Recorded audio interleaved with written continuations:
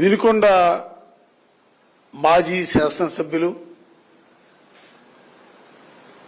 YSR Congress party నాయకులు బొల్లా బ్రహ్మనాయుడు గారి పైన హైదరాబాద్లో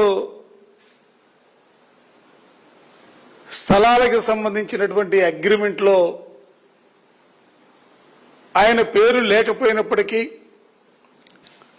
ఎల్లో మీడియా తెలుగుదేశానికి సంబంధించినటువంటి అనేక మంది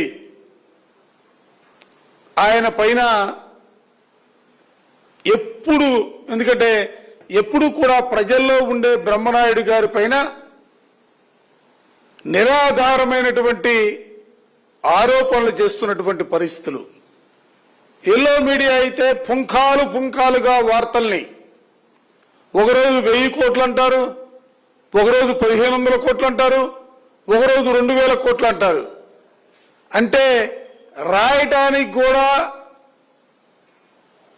ఎవరు కూడా ఊహించనంతగా వందల వేల కోట్ల రూపాయల్ని బ్రహ్మనాయుడు గారు ఏదో దోచేసుకుంటున్నారనే భావన కలిగించడానికి చేస్తున్నటువంటి ప్రయత్నాలని మేము ఖండిస్తా ఉన్నాం.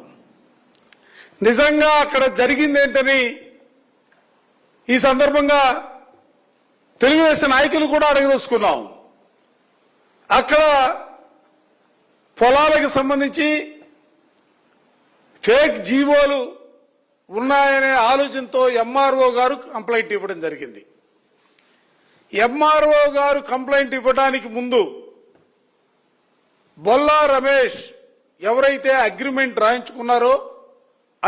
రాయించుకున్నటువంటి బొల్లా రమేష్ ఆ జిల్లా కలెక్టర్ని కలిసి ఆ పొలాలకు సంబంధించినటువంటి డాక్యుమెంట్స్ ఇచ్చి ఇదేదో అనుమానంగా ఉంది, దీనిపైన విచారణ చేయాలని చెప్పి బొల్లా రమేష్ కోరితే కలెక్టర్ గారు కింద ఎంఆర్ఓకు రాస్తే ఎంఆర్ఓ గారు ఎంక్వైరీ చేస్తే ఆ ఎంక్వైరీ చేసిన మీదట ఎవరైతే రైతులుగా చెప్పబడుతూ ఉన్నారో ఆ రైతుల మీద కంప్లైంట్ ఇవ్వడం జరిగింది. అది వాస్తవానికి ప్రభుత్వ భూమని రైతులు ఫేక్ డాక్యుమెంట్ సృష్టించారు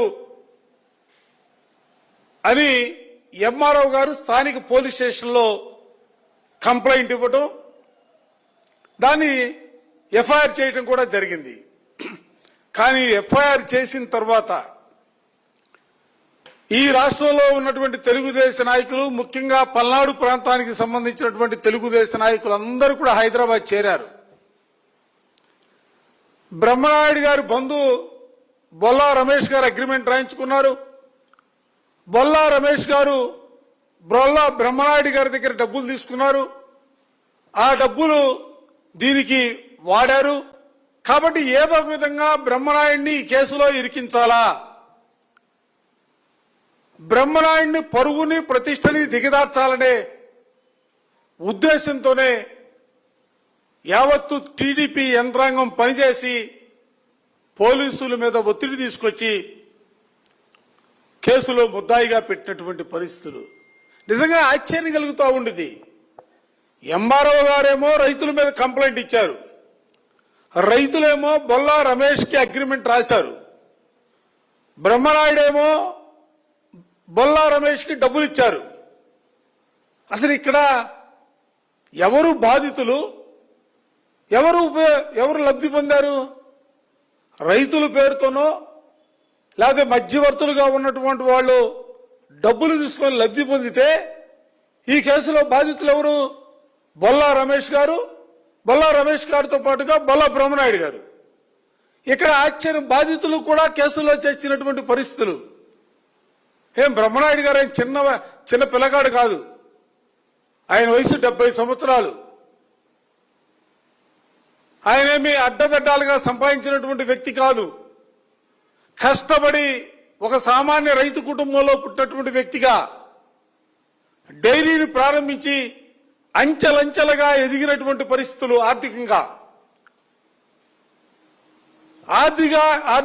ఎదుగుతున్నటువంటి ప్రక్రియలోనే ప్రజలకి సేవ చేయాలని వినుకొండ ప్రాంతంలో వైఎస్ఆర్ కాంగ్రెస్ పార్టీ అభ్యర్థిగా పోటీ చేసి గెలిచినటువంటి మాట అటువంటి వ్యక్తి గవర్నమెంట్ స్థలాలు కొనాలనే ఆలోచన, ఆ స్థలాలని ఫేక్ డాక్యుమెంట్లతో వాళ్ళు సృష్టిస్తే ఆ స్థలాలు అసలు ఏం చేసుకుంటాడు బ్రహ్మనాయుడు గారు? ఎక్కడైనా గవర్నమెంట్ స్థలాల్ని పోనీ ఇతను ఏమైనా ఆక్యుపై చేశాడు, అక్కడికి వెళ్లి హద్దులు ఏమైనా వేశారా? హద్దులు వేయలేదే, స్థలాల దగ్గరికి వెళ్ళలేదే. మోసపోయినటువంటి బొల్లా రమేష్ గారిని, మోసపోయిన బొల్లా రమేష్ గారితో పాటుగా మోసపోయినటువంటి బొల్లా బ్రహ్మనాయుడు గారిని ఇవాళ కేసుల్లో పెట్టి సీనియర్ సిటిజన్ గా 70 సంవత్సరాల వయసులో ఆయన ఉన్నప్పుడు కూడా పోలీసులు వెంటాడి వేటాడి ఇవాళ అరెస్ట్ చేసినటువంటి పరిస్థితులు టీవీలో చూస్తా ఉన్నాం.